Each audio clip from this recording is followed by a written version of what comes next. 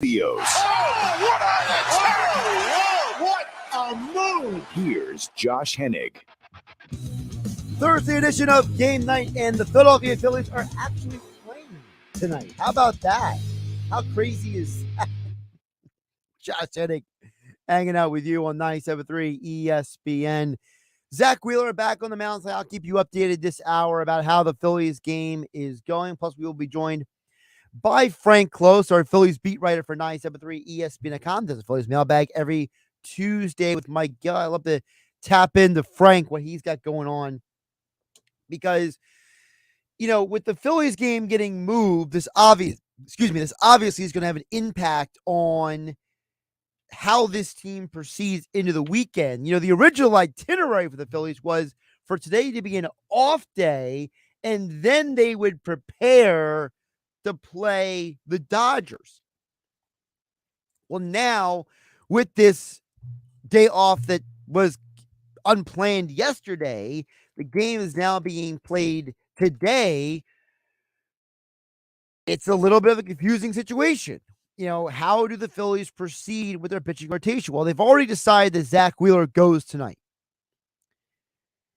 And if you look at what they did, they basically moved the entire rotation back. So we're going to see exactly how this works out for this team, because now you have a guy like Ranger Suarez who has 4 days in between starts. You have Walker, who has 4 days between starts, not 5. Remember, the original plan was for there to be 5 full days in between Suarez and Walker starts. Now you're putting them up a little more. Does that change how they pitch? Does that change the bullpen? How does that change anything? Well, we're going to find out. Again, for those who don't know, the original schedule was for the Phillies to have a bullpen game on Friday. Well, they have now put Ranger Suarez in that Friday slot instead of Saturday. Now, the bullpen game has been moved to Monday's series opener against the Diamondbacks. So we're going to find out very quickly how this team adjusts to this shuffling, because initially the idea was, hey, they're going to have one of these days off, so it's going to give these guys an extra rest. Well, now that day off got shuffled. So now Walker, who pitched on Tuesday, is coming back on Sunday. Wheeler, who's pitching tonight, has been moved to Tuesday, whereas Wheeler was supposed to pitch yesterday. It was previously pitching Monday. We will see how that affects these guys. Again, I'll keep you updated on the Phillies game throughout the hour. Frank Klose will join us coming up in less than about 15 minutes from now to get more into the Phillies. As always, you can join the conversation at 609-403-0973 is the text board. I see Jeff from Ocean City already chiming in. I'll get to Jeff's text in just a bit. You can also DM the show through the 97.3 ESPN mobile app powered by First Bank of Seattle.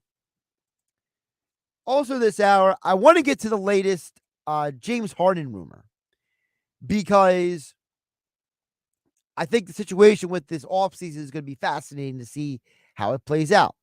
I am not going to sit here and pretend like I have all the answers, okay? But I do think when it comes to the 76ers, I have been pretty consistent in my position that the Sixers cannot bring James Harden back. Because where I stand, I don't care that you helped us win 3 games. I care that you lost 4 games. Because if the only thing that matters is if you get out of the second round, then for me, I don't care that James Harden led the league in assists. I don't care that James Harden scored 40 points in 2 of the 7 games. That's how I look at it. If the reason why Doc Rivers was fired was because he couldn't get out of the second round, then I don't want the player who completely and utterly failed in game 6 and 7 back. And frankly, there was never a point in time where Harden took full responsibility for what happened. There was never a point after game 6 or 7 where he said, you know what, I really should have gotten the ball to Embiid. I shouldn't have been dribbling so much. He admitted he was looking for fouls in the series and he wasn't getting them, but he never said, hey, I got to stop doing that. He just said, that's what I'm doing. And I'm not a fan of that. I am not a fan of a guy who doesn't take full responsibility for his actions. You never hear Charles Barkley come up with 20 excuses why he never won a championship. And I feel like guys like James Harden always have an excuse for everything. So I don't want him back. That's my position. And unless someone can convince me otherwise, I will not move off of that position. Now, the news came out yesterday that, first reported by Chris Haynes of Yahoo Sports and Bleacher Report, that Chris Paul and the Phoenix Suns are going to have a divorce. Now, however that divorce goes down, whether they're going to waive him, whether they're going to trade him, that's up in the air. And the reason why the Chris Paul situation is up in the air is mostly because of the fact that it feels like the franchise and Chris Paul have just gotten to a point where they feel like they have to part ways. They feel like that it's just time to move on. So Ramona Shelburne was asked about this situation live on radio, and it's always a interesting situation when you have a NBA reporter on a radio show and news breaks, and you try to get an answer for that. Well, this is what Ramona Shelburne said about the Suns situation and the why behind they are going down this road. Take a listen. They don't do that unless they feel pretty good about somebody else. And I want you to keep your eye on James Harden. Okay. I don't want to report anything, but that was in the wind for the past month or so of everybody thinks it's like Philly or Houston, but I don't know. Harden has been and discussion in the wind. Harden and Durant are okay together. Totally okay. Remember they flew to Europe and hung out in London last summer. And then there's also the Kyrie of it all too, okay? This is the thing about Phoenix. Everybody wants to play with Devin Booker. He is like the perfect guy to play with because he doesn't suck up all the oxygen in the room. He's really good. He's a great shooter, and he knows how to be a good teammate. Like, he's already proven he will take Kevin Durant onto his team and Chris Paul onto his team. So let's break this down. Number one, Ramona Shelburne says that they're not letting go of a guy like Chris Paul unless they have some plan to bring in somebody else. And that's when she names James Harden. Now, I don't know all the dynamics of Phoenix and, how Devin Booker feels about any of this. What I do know is the reporting was that they fired Monty Williams because the owner didn't like him, and Monty Williams and DeAndre Ayton didn't get along. So then you bring in Frank Vogel. Now, Vogel is a guy who is a defensive-oriented guy who has a history of getting along with superstars, particularly Paul George and LeBron James. Kevin Durant and James Harden are friends. So is part of what's going on here Durant trying to sell Harden on coming to Phoenix, joining him and Devin Booker? Ramona Shelburne say, look, you're not letting Chris Paul walk or thinking about moving on from him if you don't have someone to replace him with. James Harden is younger than Chris Paul. Harden turns 34 before next season, so he's about 4 years younger than Chris Paul. He also has been injured less than Chris Paul. in his career. So it's very fair to say that, there is a scenario where James Harden replaces Chris Paul. Now, the reason why we say a divorce is pending, but we don't know the terms of the divorce and how it impacts the Sixers is this. The Suns have two ways to go about this. Now, according to Chris Haynes of Yahoo Sports, he is reporting that basically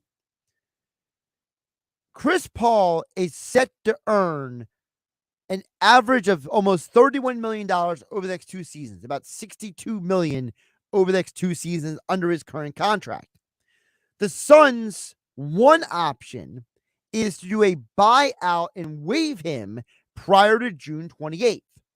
So that's 20 days from today. If Paul clears waivers, he would become a free agent, which likely he would go through waivers because no one's going to pick up $62 million over 2 years for a 38-year-old whose body is breaking down. Now, Haynes reported that Paul wants to keep playing. He is not retiring anytime soon. So we're going to go into the assumption that if he signed a 4-year deal previously and he has 2 years left on it, he wants to play for at least 2 more years, which is where the other side of this conversation comes in.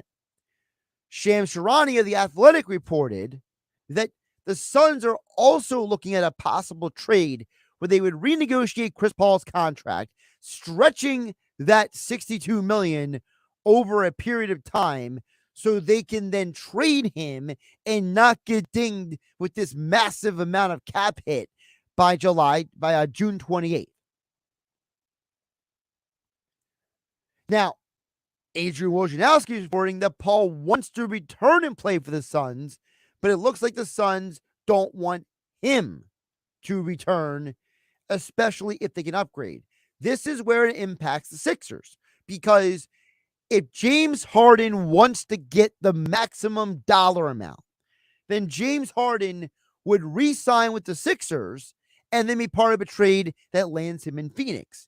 Now, of course, the average person listening to me on 973 ESPN FM or 973 ESPN mobile app powered by First Bank of Seattle, you're saying to me, but Josh, I don't want Chris Paul. That guy can't stay healthy. And I would say, you're right. You don't want Chris Paul. But Daryl Morey makes crazy trades. Daryl Morey unloads Al Horford's horrible contract. Daryl Morey traded for Chris Paul years ago and then traded him away. When everybody said, how are you getting Chris Paul? How are you getting rid of Chris Paul? He did it. Philadelphia is the same city that was involved in a massive trade that landed them Andrew Bynum, sent Dwight Howard from Orlando to Los Angeles, Andre Iguodala to Denver, and a bunch of other players got moved around. And that was by a group of people who are frankly not as good at their job as Daryl Morey is. So there's a strong possibility that the Sixers could help with Phoenix go out and find a 3-4 team deal, potentially even on draft day of the NBA draft coming up in a couple of weeks, where the plan is for Harden to go to Phoenix. Actually, I don't know if they can do it on the NBA draft because I think Harden's contract prohibits him from being traded before July 1st. So scrap that idea. It can't be the draft. But Harden could re-sign with the Sixers. Paul could get that stretch contract renegotiation with the Suns. Harden can go to Phoenix. Paul can go somewhere that's not Philadelphia, and Philadelphia lands somebody else. Who that somebody is, I mean, we can debate for 10 million years. I mean, are we talking about Zach LaVine from Chicago? We talk about Dame Lillard from Portland. I mean, there's so many possibilities, but I'm putting it out there that if the Suns are already looking at James Harden as an option, then Daryl Morey has to look at James Harden and say, James, if you don't want to be here and you want the maximum dollar, I can get you to Phoenix, but you got to do me a bit of a favor here. Well, Zach Wheeler just did the Phillies a favor as he got, bang, bang through that first inning unscathed. We'll talk with Frank Klose coming up next about The Phillies' upcoming stretch. This whole schedule got shuffled around. They're supposed to be off today. Said they were off yesterday. What does it mean for the Phillies moving forward? Coming up next, Frank Klose, our Phillies insider from 97.3 ESPN.com, joins me next. I'm Josh Hennig. This is Game Night on 97.3 ESPN. The NBA Finals continue on ESPN Radio. Christian Brown, the rookie, throws it down with a right hand. The Nuggets respond, winning Game 3 in Miami. Now the Heat face a critical Game 4. Will they bounce back? Or will the Nuggets take the commanding 3-1 lead back to Denver? The Finals. Game 4, the Nuggets and Heat. Presented by Indeed. Coverage begins tomorrow at 7:30 Eastern on ESPN Radio. Listen to the NBA Finals exclusively on 97.3 ESPN. Hey, it's Mike Gill. Trio North Wildwood is where casual elegance meets delectable dining. Experience the perfect blend of comfortable atmosphere and gourmet cuisine. Savor our chef-inspired dishes made with the freshest ingredients, featuring options for all tastes. Treat yourself to a night out at Trio North Wildwood and indulge in the ultimate dining experience. Reservations on Resi. Don't miss out on the taste sensation that is Trio North Wildwood. 700 New Jersey Avenue, North Wildwood. Chef-driven, quality-focused, TrioNW.com. Turn your home into restricted airspace. Tell incoming flights you want them diverted. The new Raid Essentials Light Trap plugs into the wall and uses light to attract, then trap flying insects like fruit flies and mosquitoes. Its 24/7 continuous attraction provides insecticide-free protection that's people and pet friendly. Consider air service interrupted. New Raid Essentials Light Trap. Insecticide-free protection. Why would someone looking for a mortgage at the Jersey Shore take a loan from a company in Detroit or North Carolina or some other far-off place? Online mortgages promise a lot but don't always deliver. First Bank of Sea Isle City knows the Jersey Shore. We are local lenders. We use local appraisers and provide in-house processing.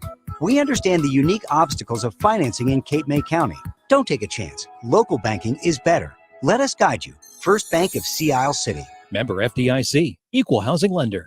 Mornings were made for better things than rheumatoid arthritis or RA. Xeljanz tofacitinib is a pill for adults with moderate to severe RA when tumor necrosis factor blockers did not work well or could not be tolerated.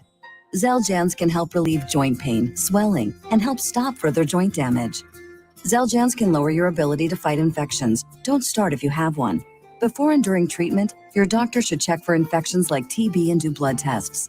Serious, sometimes fatal infections, cancers including lymphoma and lung, blood clots, serious heart-related events, tears in the stomach or intestines, and allergic reactions have happened.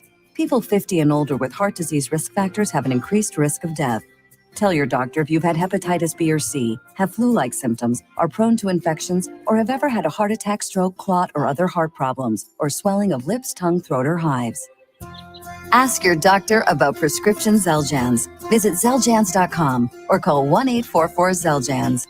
Did you know that over 40 years ago, John Jenkins Sr. invented the heated seat that football players sit on? Yes, the Jenkins family created a way for football players to weather the extreme cold on frigid game days. Find out why homeowners and business owners count on Jenkins for the quality, service, and reliability you get from a 3-generation family-run company for plumbing, drain cleaning, and leak repairs. For gas furnace, boiler, or hot water heater replacements, call Jenkins at 609-641-6440 and ask about zero-interest financing. Online at jenkinsonSons.com.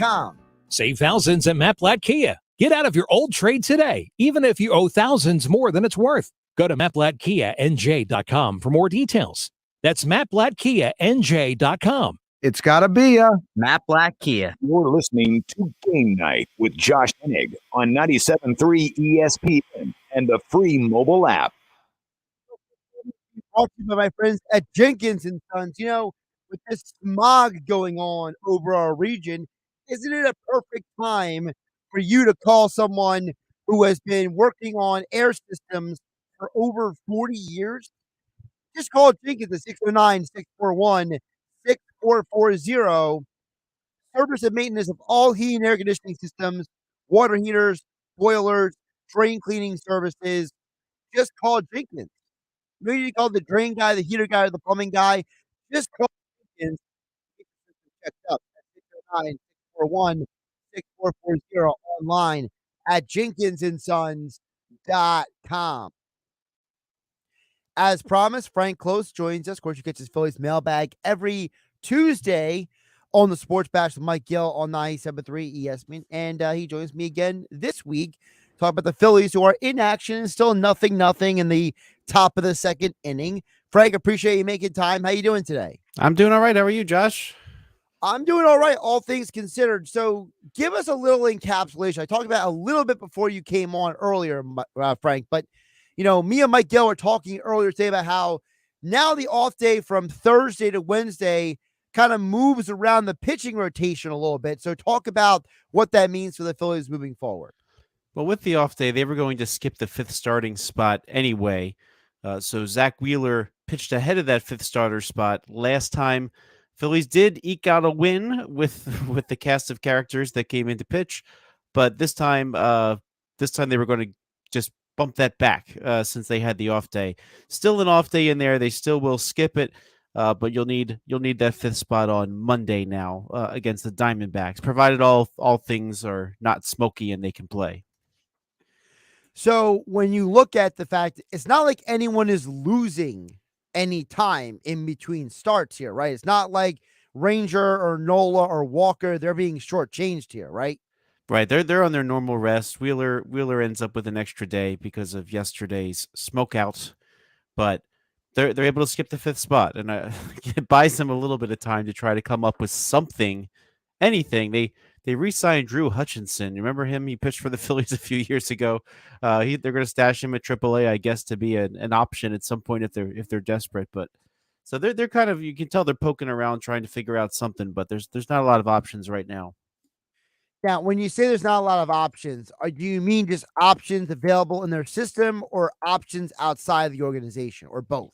Both. I mean, nobody is trading right now. There are some rumblings that the Royals might try to sell earlier if they can get some better prospects, but there's really not a lot of teams that are out of it right now. I mean, even if you look up and down the standings, you look at the teams that are under the 500 mark, a lot of them are ones you expect to come back. I mean, even the Cardinals, which are last in the Central, you don't think that the Cardinals are going to stay there, right? So usually the Cardinals add and go on a run. So I don't think that they're going to sell. And a lot of the teams that you thought didn't have a shot, including the Diamondbacks I just mentioned, they're pretty good this year, right? They're one of the top few teams in the league right now, so they're not going to sell. People want to talk about what the Diamondbacks had, and then again, just go up and down the standings. There's very few teams under the 500 mark that you think are completely out of it. The AL East, nobody is under 500, for example. So with all these teams kind of hanging around, it's probably going to go to the trade deadline for anybody to admit that they're out of it. I mean, even the Pirates, they cooled off a little bit, but there's still a few games over 500. So a team that you expected maybe to be a seller. And under Andrew McCutchen's leadership, he's telling them, hey, we got our losing streak out of the way. Let's get back to winning. And they kind of have. So there's just nothing from the outside. One name you might be able to look at, and I'm not sure, I'm not enthusiastic about it, but I might take a flyer, is Zach Plesac, nephew of former Philly Dan Plesac. He just got designated for assignment by the Guardians. I don't know if they're going to try to work. They could probably work out a trade, I would think. So that might be what the Guardians are up to right now. But he could hit the market. He is going to hit the market one way or the other. So I don't know if they're in on that. But Zach Plesac hasn't been very good this year and last. So I don't know if that's a saving grace. But again, this is the same team that just grabbed Dylan Covey because he was on waivers. So we'll see. I mean, I will say, and I know that Plesac, for those who don't remember, he's the guy who got in trouble with Cleveland during COVID because he went out and had dinner when he wasn't supposed to, and he left the hotel and the whole bubble group and everything. But you could argue that before that incident happened, he was actually on a good trajectory as a pitcher. Since then, he's fallen apart. So maybe if you just get him out of Cleveland, he might be a serviceable pitcher.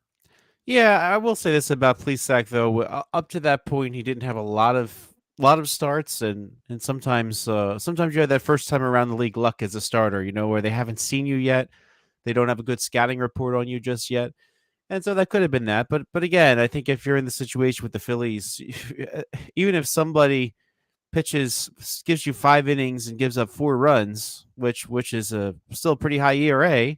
That's basically the ERA that Plesac has. that can keep you in the game and not tax your bullpen. So I think something like that could be worth a try. I mean, you got to try anything at this point. Yeah. I'm not. I feel better about Plesac than Hutchison. I mean, that's just me. I don't know how about you feel, Frank. But Well, they didn't bring up.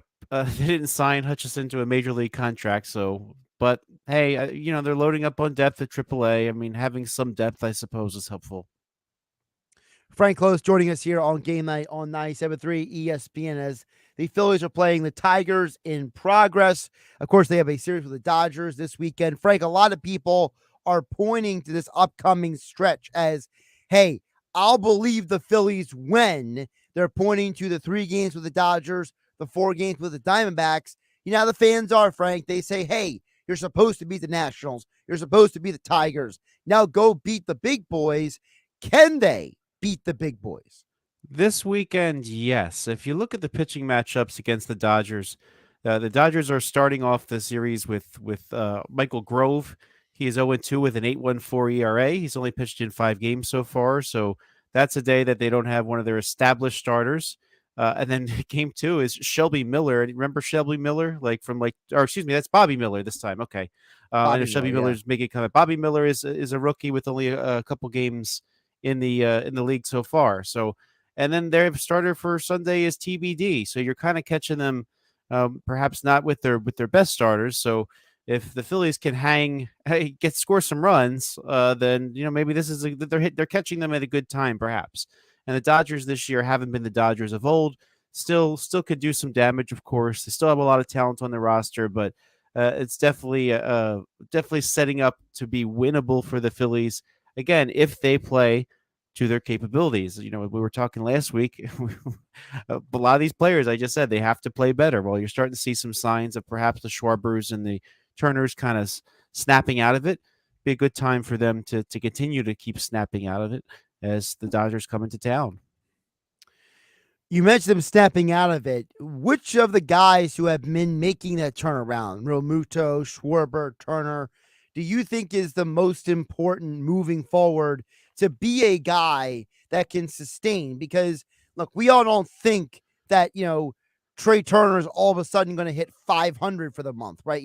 So Kyle Schwarber is going to hit more home runs than he's ever hit in a month, right? Like, these guys are going to come back to the, who they are a little bit here. Yeah, I think so. New guy on the team. We've seen that before. We've seen it with Nick Castellanos last year. Yep. You saw it even with Bryce Harper. I'm sure there's still some adjusting going on, and who knows? Maybe moving him further down the order, maybe he's feeling less pressure, and maybe that'll help get him going. And Kyle Schwarber, he's back in his leadoff spot. I've often said I don't like him in the leadoff spot for a lot of reasons. I don't think your leadoff hitter, even if they get on base a lot, which he hasn't been, of course, lately, it kind of clogs up your bases, especially when he's got some speed behind him. So I don't love that idea, but if there's a sense of comfort and familiarity to him and it works, I guess you can't argue with results. So hopefully this little stretch will help them feel like they are getting back on track. And who knows? He's facing his old team. Trey Turner is over the weekend. We've seen it before with old Phillies come back to haunt them, right? Like Nick Maton the other day, of course, hit the 3-run homer to break up the no-hitter for Marinola.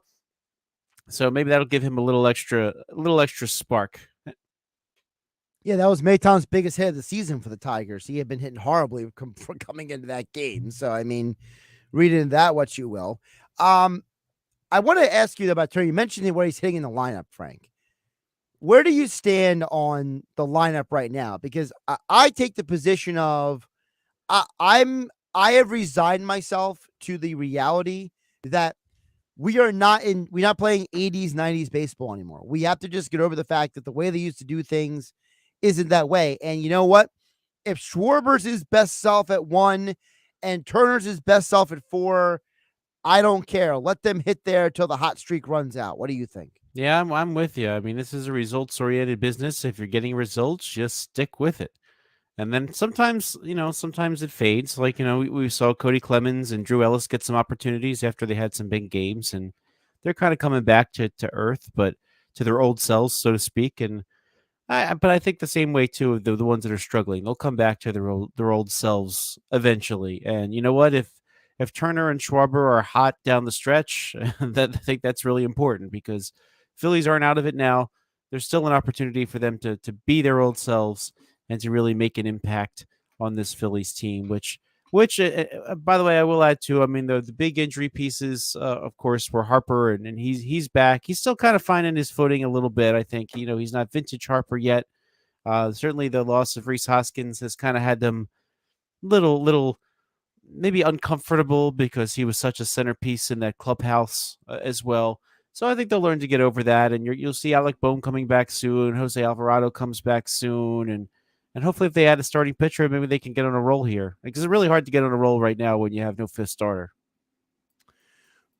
Speaking of those hitters, I know the Phillies haven't made any official announcement about him, but what is your suspicion about Alec Bohm and his timetable? Because I would assume that a lot of what this team does moving forward hinges a little bit on his health, right?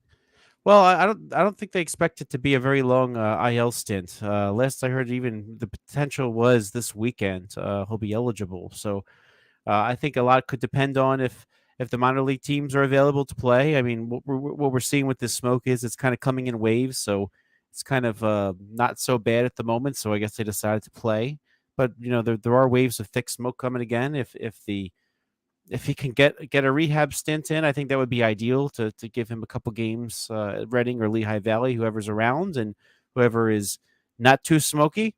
And then I think that'll be then he'll be back in there pretty soon. So I don't think that was a very serious injury. Certainly they want him back because he's a contact hitter. He drove in the most runs on the team, and luckily they've been able to keep their heads above water without him. But thanks to Drew Ellis giving them a little bit. I think Drew Ellis will be Drew Ellis in a couple weeks, but back to his old self, as we were just saying. But they really could use Alec Bohm back and be that contact bat, because the way that they've not been hitting with runners in scoring position, Bohm is one of the few that's actually been able to do so. And so they miss him terribly.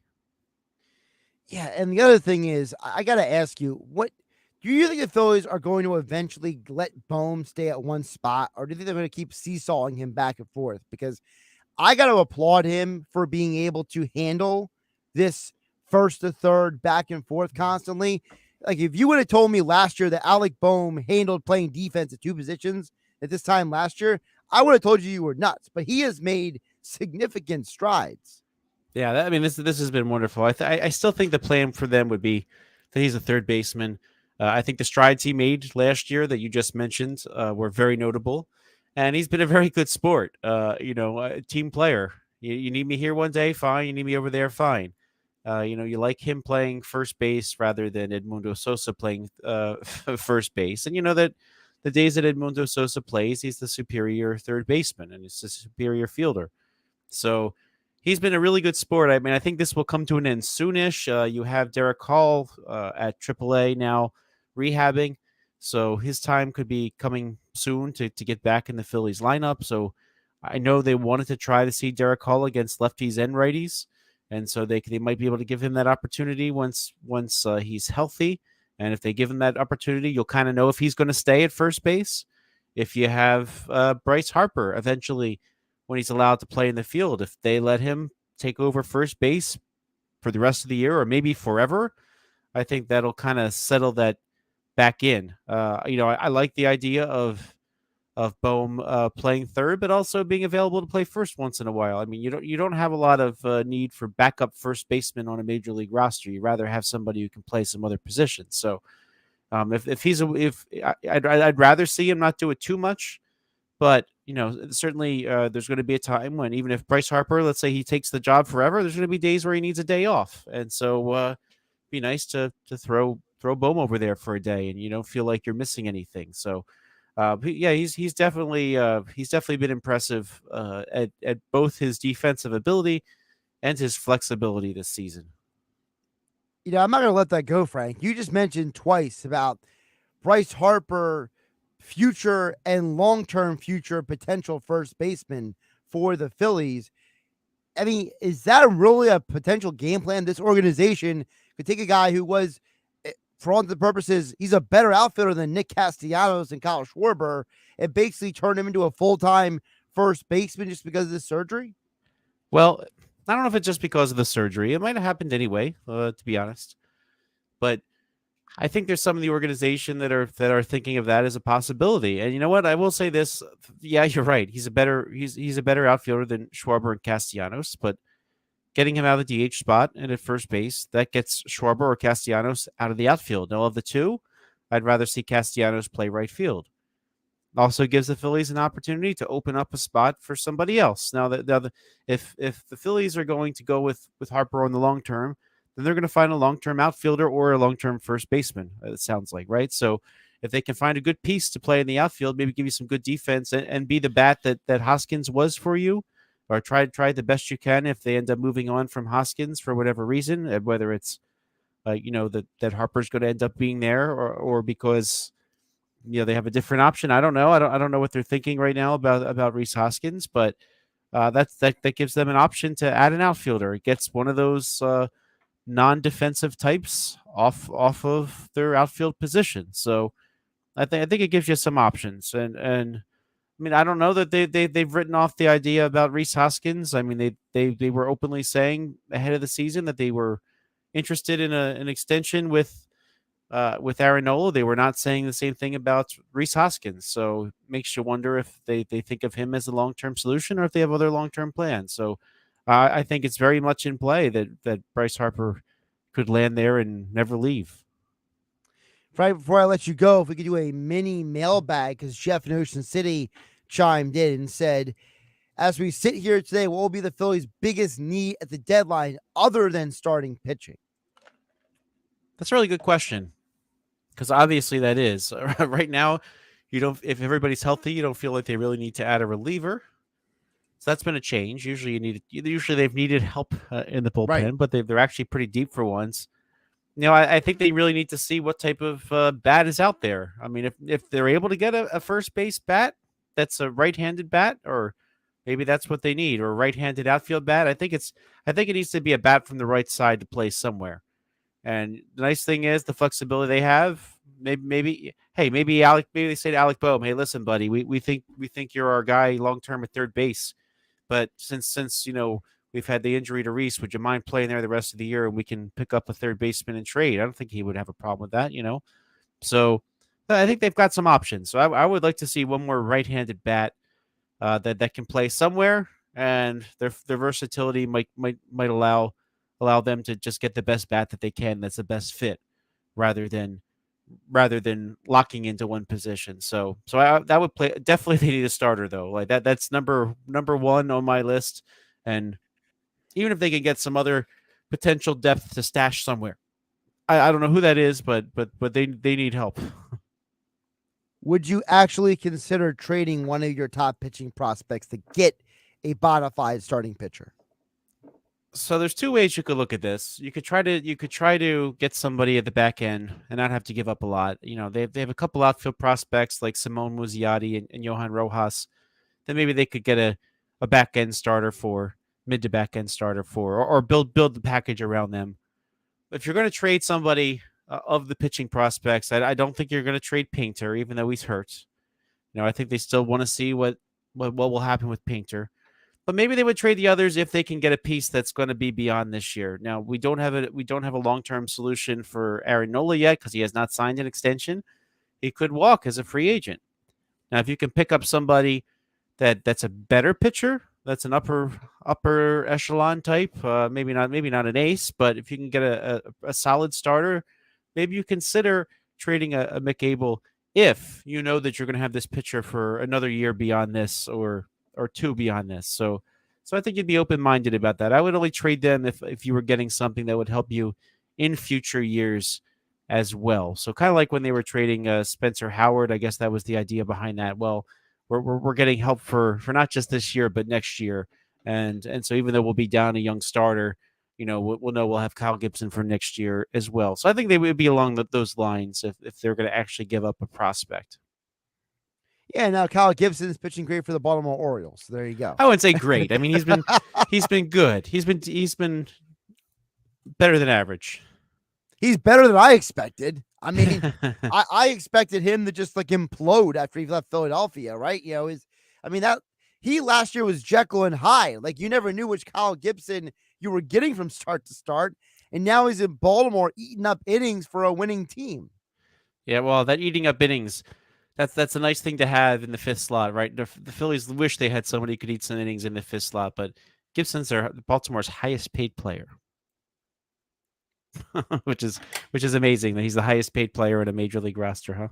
Yeah, I would have, if you would have told me that he was the highest paid player, I would have said, what's wrong with baseball? But then I forgot the Orioles are they're the Orioles. So, and Tampa's Tampa, and giving Eflin a lot of money. I mean, if I remember right, doesn't Eflin make more money than Wander Franco? So, yeah, you know what? I thought that was a large financial commitment to Eflin, and look, Eflin has shown that when he's healthy, he can be really, really good. And he puts together these really nice streaks. But after last year, you just felt like you can't rely on him. He creates a hole in your starting rotation, at least for some part of the season. Now, he had one IL stint already with the Rays this year. It was a short one, short as it could be.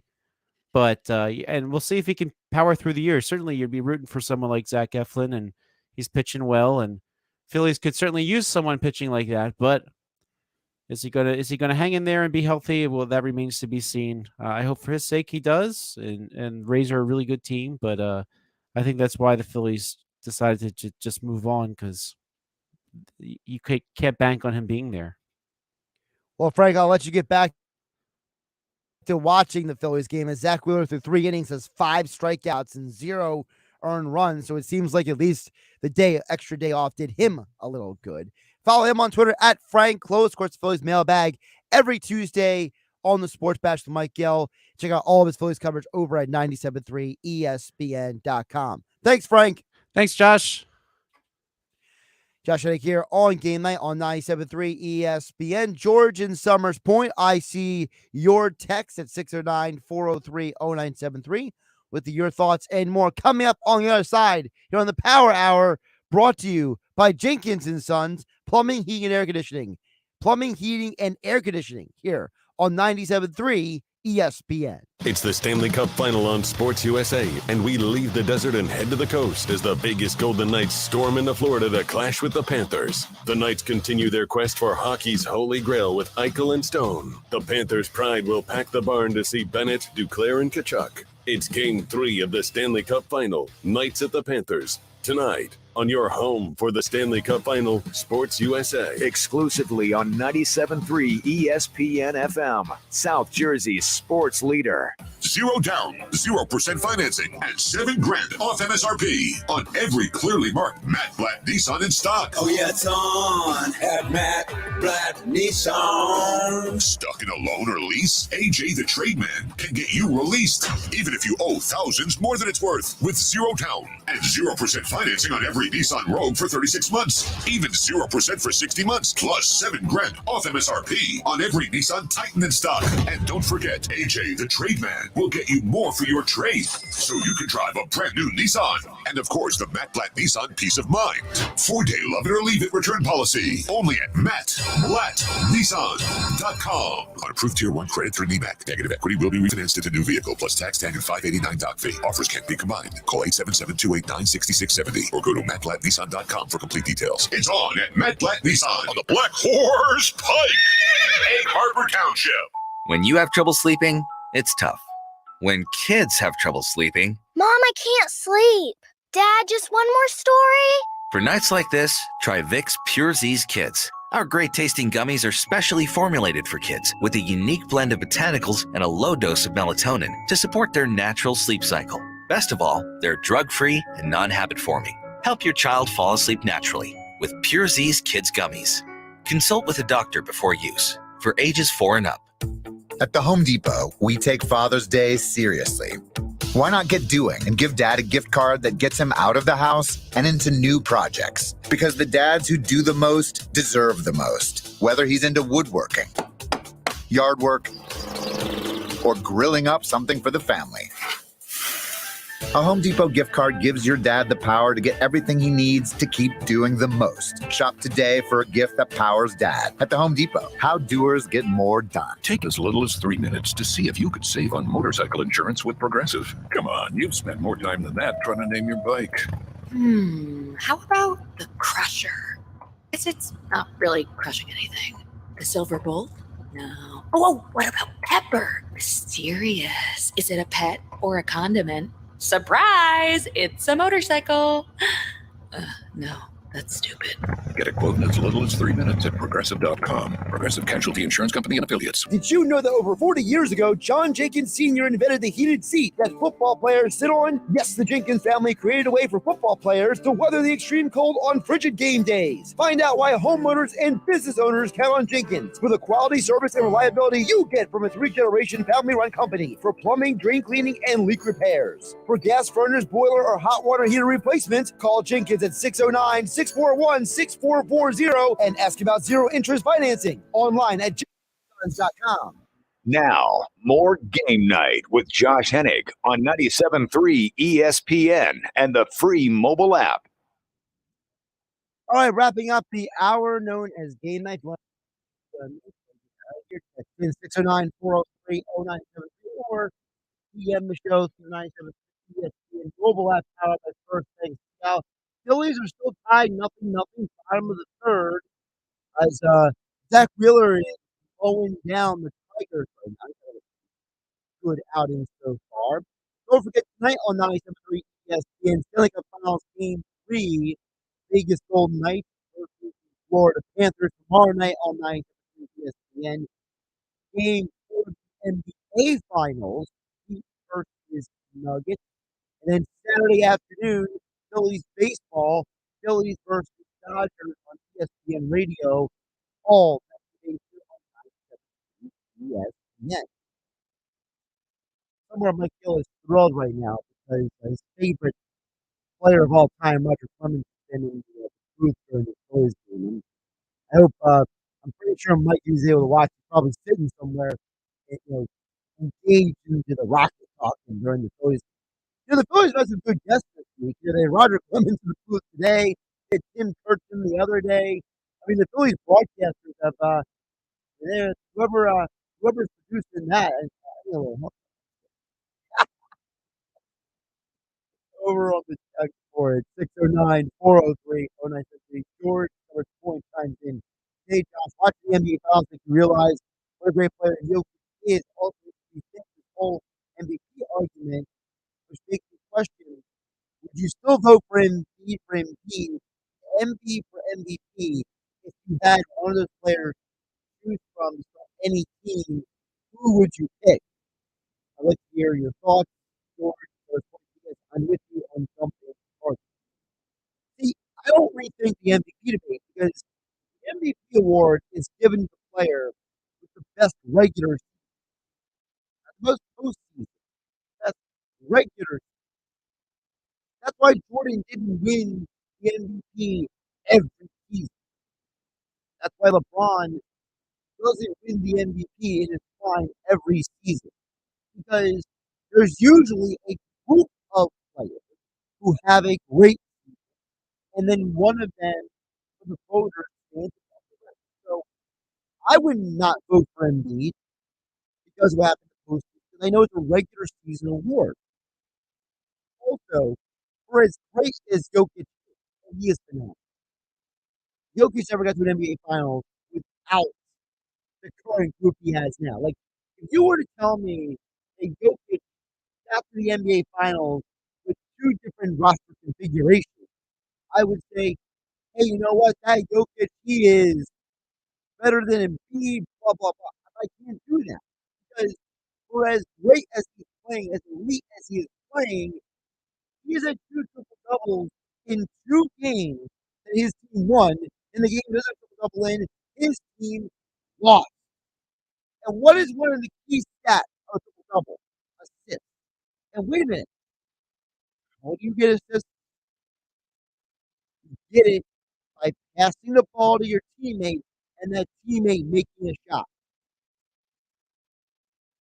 See, the triple-double is a statistical illusion.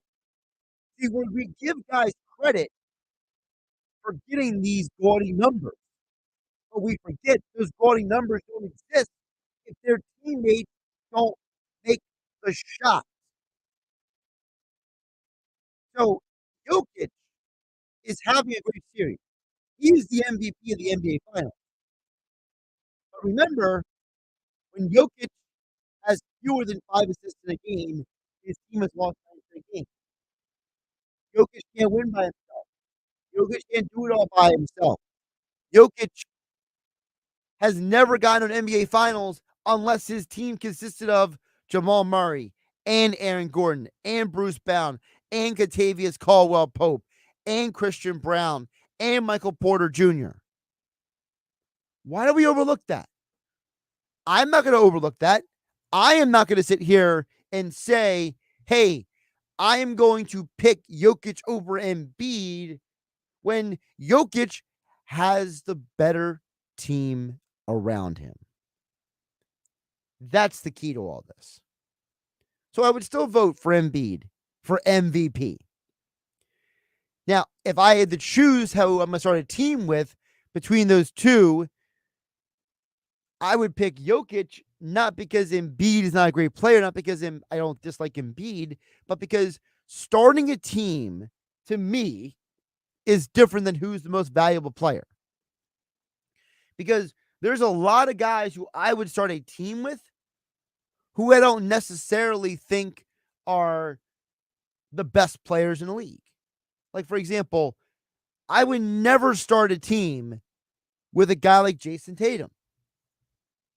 I think Jason Tatum is a really, really good player, but he is not a guy who carries a basketball team consistently. Whereas I would start a team with Jimmy Butler. I think most people would say that Jason Tatum is a better basketball player than Jimmy Butler. But I think Jimmy Butler is a better all-around player and leader. I would start a team with Giannis over Embiid. I would start a team with, just to use an example, an old LeBron James over 98% of the NBA. Why? Because LeBron James' basketball IQ and his ability to execute is at such a high level, I can't deny it. I can't ignore it. I can't let it go. So for me, George, at Summer's point, I look at the NBA and I say, you are delineating three different things that are being conflated together by talking heads in the media. Embiid won the MVP because he had the best regular season. Just because Nikola Jokic's team made it to the NBA Finals doesn't mean that he deserved the MVP. It means that he has on the better team. If you swapped Jokic and Embiid and put Embiid on that team with all those guys, are we supposed to assume that Jokic gets the 76ers further than Embiid did? Of course you don't. Because anyone with two human eyes knows that the Sixers didn't lose game 6 and 7 only because of Embiid. It was because of James Harden. It was because of Tobias Harris. It was because of so many factors that got overlooked. Just because people in the media and on social media and on radio and television want to blame somebody doesn't mean I have to fall in line with them. I am not a lemming or a sheep. I am not going to follow someone blindly. And I don't think you should either, George Summers' point. I think you should stand your ground and say, I'm not going to accept that rationalization by them.